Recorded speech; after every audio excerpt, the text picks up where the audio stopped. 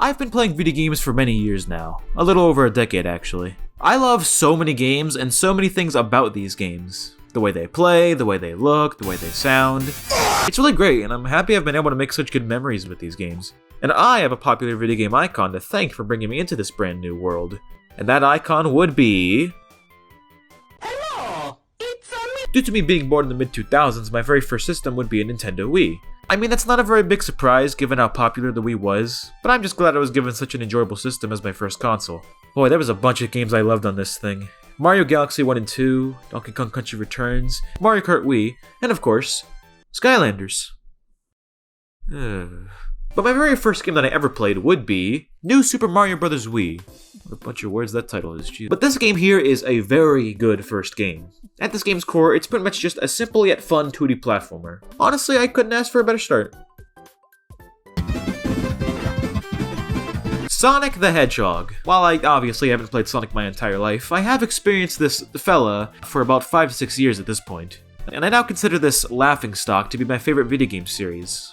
Ever. Yep, I can't help it. Everything about this character has just intrigued me in many ways that I don't think any other video game series could do. AKA, it's a series that's right up my alley. But the first time I actually played a Sonic game would be when I was already 9. Before that point, I just sort of considered Sonic to be that goofy-looking Mario enemy that I'd see from time to time in stuff like the Mario and Sonic Olympics games. Until I decided to make some changes in the year 2015.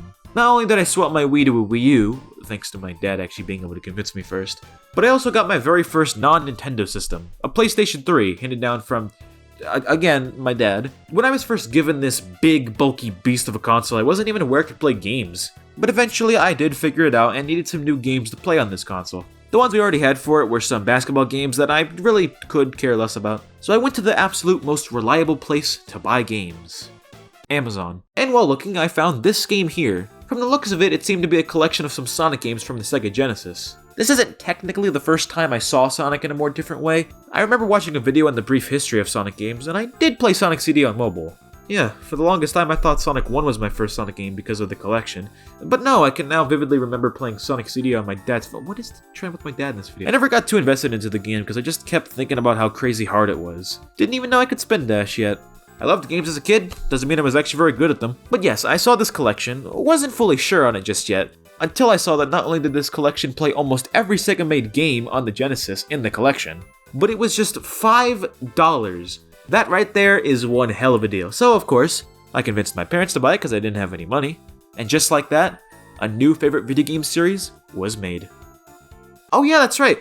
You know, I gotta review the game? Well, let's get into that then.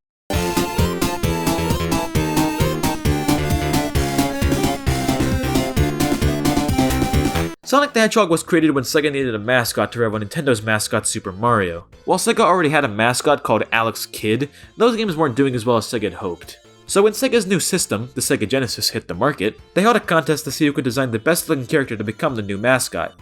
This led to several artists trying to make a new and cool looking character as their mascot. One of those artists just so happened to be Naoto Oshima, who previously worked on the FeelStar games. Oshima came up with tons of characters, but the main three were a rabbit looking character that I may or may not be a huge fan of, a mustached looking man in pajamas, and finally, a hedgehog.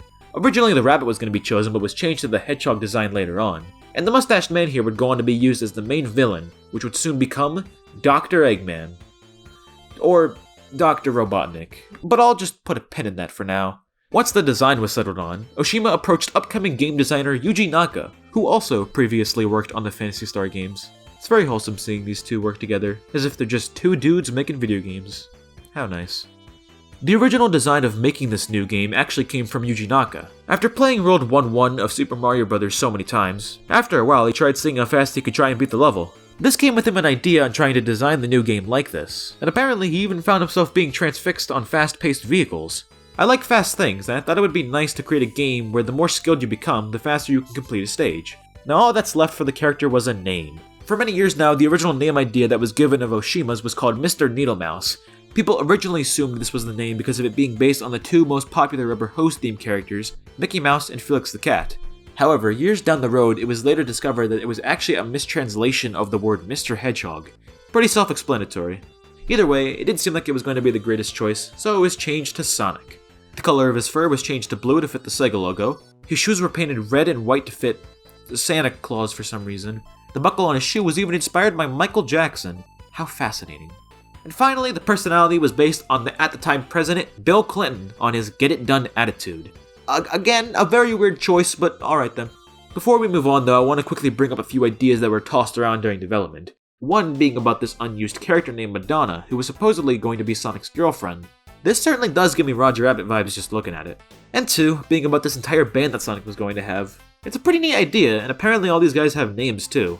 We got Mock the Rabbit, Max the Monkey, Sharps the Parakeet, and even a beta version of Vector the Crocodile. That's really cool. There's also some prototypes of the game, like this one that was apparently shown at the Tokyo Game Show in 1990. But sadly, this prototype got lost by Sega, and there's a good chance that we may never see it. But remember, this is the Sonic fanbase. I'm sure someday someone will just randomly find the ROM file on it. Only time will tell. But after some years of development from the team down at Sega, which was simply named Sonic Team, Sonic made his first video game release in Sonic the Hedgehog on June 23, 1991 for the Sega Genesis. You know, something I always loved about this character was the look of him. It's a great design that I absolutely love, and it's quite possibly responsible for why Sonic is still around today. But when designing the box art for this game, while both Japan and Europe got the original design for Sonic, with some subtle differences, when it was brought to America, the localization team felt the need to change the look of Sonic just for the box art. This design is obviously what most of us Americans recognize, and has given the Sonic fanbase a bit of a debate on which design looks better. Well, actually, I wouldn't really say debate since most prefer the original look for the character, but this other design does have its fans. And to be honest, I kinda like this American design. Don't get me wrong, I think the original is way better, but there's something kinda charming about this more odd-looking design that I like. Although this did, however, introduce the whole mohawk look that the character was given in both the American marketing and the 3 90s cartoons about Sonic. But enough about the whole box art thing, let's actually dive into the game. The story of Sonic 1 starts with an evil scientist called Dr. Eggman, who kidnaps all these little animals and traps them into these little machines called badniks. So it's now your job as the one and only speed demon, Sonic the Hedgehog, to stop Dr. Eggman's plans and save the animals. It's quite the easy to understand premise, which I think works for a game like this. Now, to unpin that thing from earlier, the villain of this game, Dr. Eggman, had its name changed in America to Dr. Robotnik, while also getting a different design for the box art and marketing. Between the two names, I vastly prefer Dr. Eggman over Dr. Robotnik, cause while Robotnik's a pretty cool name, Eggman just fits the role way better, and is the original name after all. Plus the name Dr. Robotnik would soon be changed to Dr. Eggman in 2001's Sonic Adventure 2 anyways, so why even bother? But about that gameplay. Sonic the Hedgehog is a 2D platformer where you jump around, kill enemies, collect goodies, and make it to the end of each act by hitting the signpost. There are 3 acts in each zone of the game, with the third one ending with a boss fight. Now, I know this is a bit controversial, but Sonic in this game has a real heavy focus on more momentum-based platforming than any other platformer yet. Sonic can only really jump and move in this game, with moving having a certain acceleration to it. But you can do so much more with this thanks to the tons of slopes and loops in this game. Jumping off of certain inclines just feels so good to pull off thanks to the way Sonic controls. It's almost perfect with how good the control actually feels, with only 2 main issues. One being Sonic can't do the spin dash due to the move being made in Sonic 2 first. And 2, Sonic was given a speed cap on him because the playtesters for this game found Sonic a bit too hard to control. So they gave Sonic a speed cap which makes him gain no speed when running down a slope. These would be pretty big issues with the game, but both are almost non-existent, thanks to the future releases of this game adding in the spin dash, and a certain move that I found to be really useful, rolling. By pressing down while moving, Sonic will roll. Doing this is not only very useful for killing enemies, but it also disables the speed cap that Sonic has. That's so cool! But it should be known that a certain idea that Yuji Naka had while developing Sonic 1 was that the more that you play a level, the more skilled and faster you become at it. Speed is pretty much supposed to be a reward and not something handed to the player with no real skill involved. This is something that is very important to almost every Sonic game, and nothing helps show this point better than the first zone in this game. Green Hill Zone.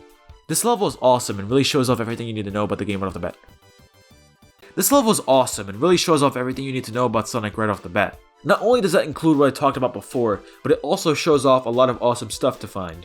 The main thing that you can find is the main collectible, rings. Sonic dies in just one hit, but by collecting rings you can help stay alive. Getting hit with rings will make them fly out of you, and you'll have a short amount of time to pick them back up. But having just one of these rings will keep Sonic alive. It's a pretty fun idea that rings pretty much work as Sonic's health bar, and getting 100 even gives you an extra life.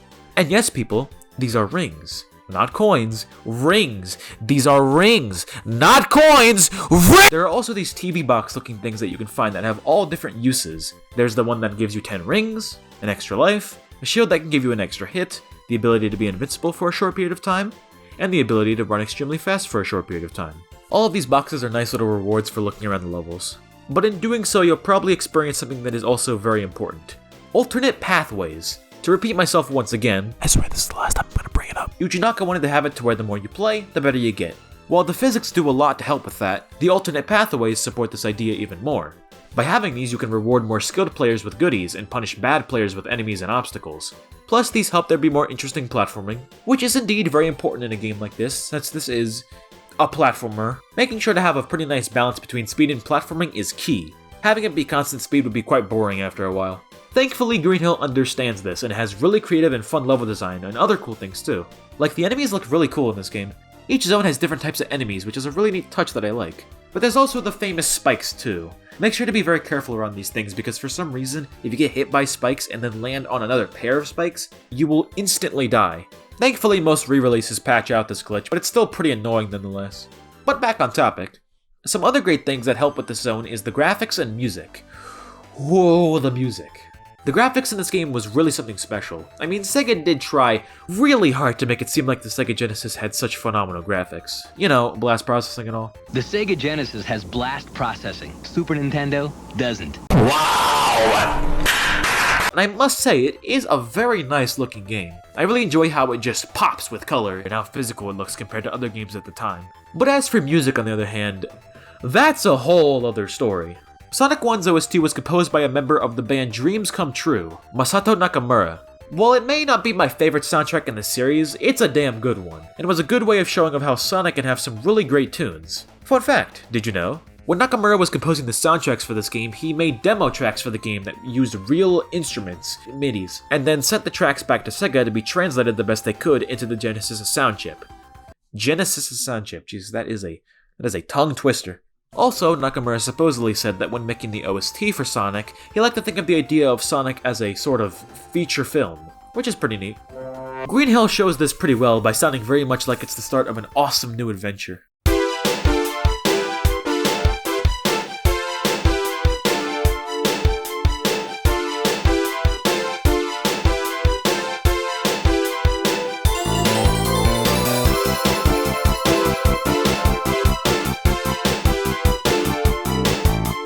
Also, for if any of you were wondering, Nakamura actually released the demo tracks on DVD for both Sonic 1 and 2. Yeah, he would actually compose the second game too, but sadly would be dropped after that point due to royalty issues. How unfortunate. The demo tracks though are really cool. Songs like, again, Green Hill just sound so nice like this. Go check out the full thing if you're interested. But alright, Sonic 1 probably sounds like an amazing start for Sonic, and shows how it should be done. And while I do think there are a bunch of really good things in this game, it's not perfect. At this point, I've only really been talking about the first zone, Green Hill. And if you should know, Green Hill took about the most time than any other zone in the rest of the game. Now, unlike others, I don't think the game just completely falls flat on itself after Green Hill. But the next zone really does show a difference in things. Marble Zone. The looks and music for this zone are pretty cool. It's a nice change of pace from things. I also just like how most of the zone is purple. It's a good color. But getting into more of the gameplay aspect, I've noticed around 3 main things that make this level get somewhat of a bad rap these days. 2 of them think about how this level pretty much goes against a lot of what made Sonic unique in the first place. His more speedy way of doing level designs and alternate pathways. There's never really a moment where it shows much spectacle, and the same goes through the pathways. It's almost one pathway throughout the whole thing. But you know what? While most people would consider this to be a huge issue, I don't really mind it all that much. It just means the level is a bit more on the slightly slower platforming side of things. And it's not to say that the actual level design is bad, some of it can be quite good to pass through. Plus there's also just tons of cool secrets hidden inside the place, which is cool. But what's the big problem then? One very simple thing. The waiting. This level already is built to be much slower given its platforming and stuff, but it feels like it wasn't slow enough, so they just put a bunch of dumb things in your way to make you stop. It's not even that you're going slow, it's just that you're waiting and not doing anything. Take for example these things here. No matter how you approach these things, fast or slow, it will always make you stop and wait for it to let you pass. And this happens many times too. I wouldn't say it fully ruins the zone, but it just makes it a big annoyance throughout. Like I said before, there are things that I really do enjoy about it, but this whole waiting thing is not doing the game any favors. Especially later on. So yeah, the zone's okay I suppose. Spring Yard Zone. Most people are already pretty split on this level, but I think it's pretty decent. The aesthetic is very pleasant, and the music gives off some sort of casino-like vibes that would influence the idea even more in the future. The level design is where it again mixes people up. I really enjoy the level design with its huge amount of secrets and pretty memorable set pieces. Like this part here, where if you're rolling, Sonic can not only get some pretty good height, but can also just for a slight second run off the screen. This must have been pretty gratifying for some players back in the day, given the circumstances. And still, it is a pretty entertaining moment. There is the occasional waiting, as said before, like these really dumb moving block segments, but it ain't as bad as before. Most can actually be skipped with some clever thinking. Pretty decent level. Unfortunately, the next zone is a pretty memorable zone, but for all the wrong reasons. I guess you could say this game takes a bit of a nosedive at this point. Yeah, it's Labyrinth Zone. This zone is not very good. The whole thing can pretty much just be summed up as the three main issues with Marble increased with a bunch of water everywhere. You're almost always on one pathway. There are pretty much no secrets hidden. Speed is practically non-existent. And the waiting, oh my god. About 75% of the time while playing this zone, you'll be traveling underwater. And let me tell you, it is not fun. While making this zone, Yuji Naka apparently didn't think hedgehogs could swim. Which is pretty funny the more you think about it. This just causes it to be much more frustrating because when walking in water, the game plays at half speed. Not to mention the annoying amount of things that can hit you too. It's just a very underwhelming zone. Even the music and graphics feel off here. While the song is good, the sound used just doesn't really fit.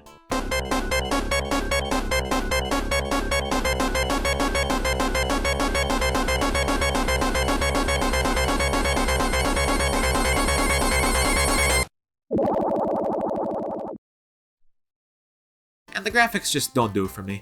It's quite boring and helps to feel more trapped in one small area. But this actually wasn't how the level was initially supposed to look. In early 2021, a prototype of Sonic 1 was leaked online. This shows many differences in the game that was only really shown in some magazines before. I'm not going to try to explain everything that's different in this version because trust me, it's way more than you think. In fact, with all these differences come somewhat of changes in the level design too. So in a weird way, this kind of feels like an encore mode of sorts from Sonic Mania. Really jumping ahead of the games here, but it's just something I feel like I'd mention. A few more differences include how there was a ball-looking thing in Green Hill, including these pink-looking flowers, these UFO things in the Sky of Marble, and a much different take on Spring Yard Zone. Or should I say, Sparkling Zone. Yeah, it's pretty clear that this was really trying to be more casino-based, but I guess they changed it at the last minute, possibly because of the amount of bright lights in the zone. They don't call it Sparkling Zone for nothing. Furthermore, I think this was the right call to change it. Even if this has me questioning what exactly a spring yard is, like, what is that? But back to Labyrinth. The prototype shows this level with this cave-looking background. The background looks great, and I really wish they kept it in for the final release. Apart from that, Labyrinth Zone isn't very enjoyable. I know, what a shocker. It was so not fun that originally Labyrinth was going to be the second zone in the game, but the team must have realized that that was a horrible idea, so they pushed it a bit back in the game. Definitely dodged a bit of a bullet there. Can you imagine a timeline where Sonic 1's second zone was Labyrinth? Dear God. Thankfully, after Labyrinth, however, the game gets back on track with Starlight Zone. This zone is my favorite in the whole game. There's just so much to love about it. The nighttime aesthetic is honestly very beautiful to look at. Oh, and the music. It's wonderful, especially the demo track used. The level design works wonders too. The speed and platforming mix together amazingly, and the pathways and secrets are plentiful. The enemy and obstacles are nice too. The seesaw looking thing can be quite fun once you learn how it works. Plus, it's also the only other zone in the game with loops. Pretty odd, but alright. The prototype of Starlight Zone actually looks very interesting too. It was given the aesthetic of a more still under construction look to it. It's pretty interesting. There ain't much else I can really note on. It's just a really fun joyride of a level to revisit, and is heavily underappreciated by most people. Really great zone. Scrap Brain Zone. The final zone in the game. At least with levels. And oh man, does it certainly feel like it. While it isn't the hardest Sonic has to offer or anything, this level could certainly test your skills up to this point. The enemies and obstacles are intense, and the music fits perfectly. Sure, the level design ain't that amazing. There are some moments of, again, pointless waiting for the sake of just waiting, and a few moments of frustrating design choices. But I can look past these things somewhat, since the other parts of the level are just that fun. Not to mention, I love how they use the graphics in this zone. Like, the first part is shown to be in this factory outside, but later on, we're inside the factory. I think that's pretty neat. In total, Scrap Brain's a pretty decent zone. For the first two acts, Yeah, once you hit the third act, we for the first time see an actual transition cutscene between the levels. Pretty neat. And we land into Labyrinth Zone Act 4. Okay, look, I get it. At this point, they may have been running out of time somewhat, and needed to reuse some level graphics. While I still don't like that too much, of all the zones to choose from, why Labyrinth Zone? All that's changed is that the level now looks white with purple water. The level is also way more frustrating. And I swear, these bubbles appear slower. It's really bad. I have no fun playing this act whatsoever. While I don't do this too often, I highly recommend using this skip at the very start of the act right here. Doing so can help you skip about 90% of this act, which is really useful. Oh, and by the way, the prototype of this zone in particular is odd due to it probably feeling the most unfinished. I didn't mention it before, but the prototype when playing it normally only lets you go all the way up to Green Hill Zone and Marble Zone, while also including the first act of Sparkling Zone and Starlight Zone. To access the other levels, you need to use the stage select. The ones you can find here are very unfinished by not having a lot of obstacles, and no signpost in sight.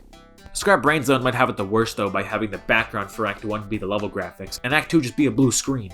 The layout is really unfinished and broken. There isn't even a way to access Act 3 at this point. Trying to do so does nothing. You can't even fall and die in these acts. It seems like it wasn't programmed in the zone just yet. Before we move on to the end though, I should probably bring up the use of bosses. After you finish the third act of a zone, you have a boss fight with Dr. Eggman. These bosses are okay. They aren't really anything that special, especially when compared to other classic Sonic games. But looking at all of them real quickly here, Green Hill by far has the best with the ball swing. Also, I know this may not be a big deal, but people don't give this boss enough credit. See, in the boss, you're able to do this here, but in every other version of this boss, you can't do that. This makes the original boss much better, and every other version of the same boss gets it wrong, and it sucks! But yeah, it's a good boss, which makes sense, I guess, given how it is Green Hill. It's also the only other boss that was programmed in the prototype, by the way. That's kinda cool, right? Marble's boss was okay with a semi-pattern to follow. Springyard's was okay but easy. Labyrinth had the worst of all. I know, such a surprise. The idea of following the boss is a cool idea, but is way too hard and frustrating. Mainly because of the water slowing you down if it catches up to you. And finally, Starlights. It was decent. Again, has a semi-pattern to master, but the seesaws do make it somewhat more fun to beat. Okay, for real now, back on topic. Once you reach the end of the hell that is Scrap Brain Act 3, you arrive in the final zone. Not to worry, however, it's just a boss fight, no actual level. This boss shoots these pink projectiles at you that you need to dodge, and tries to crush you with these things that pop out of the scenery. One of these will contain Eggman, and you need to bop him 8 times. This boss is fine, I guess. There's nothing really that crazy about it, but it's also kinda fun with how you have to guess where Eggman will appear and stuff. And while this little detail will become much worse later on, having 0 rings could make this boss a bit more anxious than others. But you hit Eggman 8 times and see him fly off to his demise, I guess. And we see Sonic running through green pastures as he stops to look at the camera, giving us that common death stare, until jumping forward into this iconic pose. Credits roll. Except we're not done! Well, I would have never guessed. Yeah, looking back at the end of the credits, you can see Dr. Eggman juggling the Chaos Emeralds, meaning you received the bad ending. Yeah, Sonic 1 actually has 2 endings. Well, you gotta collect all 6 Chaos Emeralds. Why does Sonic 1 have 6 emeralds and not 7, you may be asking? I don't know. But anyways, to get all the emeralds, you need to collect 50 rings by the end of the first 2 acts and jump into this huge ring after the signpost. You can't do it in Act 3 because they end with a boss. I'm just gonna say it right now that unless you're a huge fan of this game and want to prove that you can complete it, just don't bother going after all the emeralds, it's not worth it. Getting 50 rings at the end isn't too bad, and getting into the big ring, while very annoying, isn't really that bad either. It's what happens after that's the problem. You have to beat what the game calls a special stage to get the emerald. These are really weird in the sense that it's so trippy to look at and play. You need to guide Sonic to the end of these stages which have a Chaos Emerald. If you hit it, you get it. It's that simple. The stages rotate automatically, and because of that they are very hard to control. Unless you have a really good feel on how Sonic is, you'll most likely die immediately by hitting these things that say goal. Why are they even called goal? They're clearly not the goal and may trick players their first time seeing them. And thanks to these buttons all around the stage that may sometimes change the direction or speed up and slow down the stage, they all come off as a complete mess to play. You can't even do these stupid things in Scrap Brain since the huge ring never appears, meaning you get 10 chances out of the entire game to get all 6 emeralds. Why would they do this to me? But if you can manage to collect all of these and beat the game once more, you'll get the good ending. What's different about it? A few flowers and Green Hill change. That's it. Great. But hey, we do get to see Eggman stopping on the end card, which is pretty nice. And the medley that plays in the credits is just really good. Oh man, is really good. Well, that seems to be about everything. So what are my thoughts on Sonic 1? While this game does have its flaws, I also think it has a lot of good stuff going for it that makes it a pretty good game in my eyes. It has a simple story with a great OST, nice graphics, pretty good controls, and some of the levels can be really fun to play through with only some things bringing it down. Without this game, Sonic would not be where he is today, and it's fascinating to see how he got here. Sure, it can be held back at times by not fully embracing the new and creative things that would set Sonic apart, but I also don't think it's just some sort of okay tech demo of a game either. It's a game that I can still have a bunch of fun with, and set the foundation for Sonic to improve even more. I don't want to dwell on this for too long, but unless you've been living under a rock these past few years, Sonic 1 is ported to about everything these days, and if you need to know which version would be the best, I highly recommend getting the Sonic 1 Remaster released in 2013 by Christian Whitehead and Headcanon, the same people that would later go on to make Sonic Mania.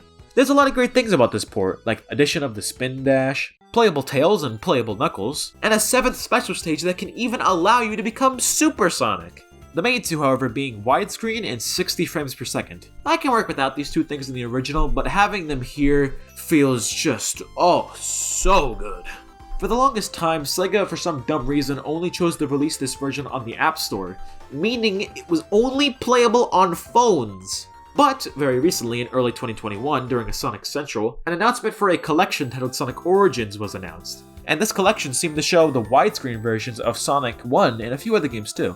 This means that in early 2022, Sonic 1, 2, CD, and even Sonic 3 will be playable on consoles in widescreen. That is absolutely fantastic news, and I'm really excited for that. If you want to play the widescreen versions a bit early, you can always download the decompilations. It's very easy to install and get running and basically functions as the exact same version on mobile. Big thanks to Rubber Ducky Cooley for this decompilation. But if for some reason you don't have a PC and are very impatient for Sonic Origins, you can get the other Sonic 1 Remaster by M2 on the Sega Aegis title for Nintendo Switch. It's not as good as the one before, especially since it's just emulated. But me personally, I like to think of it as a better version of the original Sonic 1, unlike the other one which is just a straight remaster of it. And like, come on guys, you still do get bug fixes and a spin dash in this version, with the option to do stuff like scan lines and borders, and even a drop dash from Sonic Mania gets included. That's pretty damn cool. Sure, it ain't got all the great features like the last one, but it's still another good way of playing Sonic 1. But if you have the option, play the decompilation or Sonic Origins.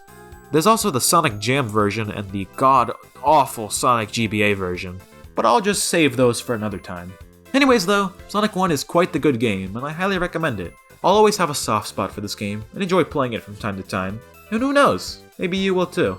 This game certainly does deserve better praise these days, so go check out Sonic 1. I'll see y'all next time. Thanks for watching.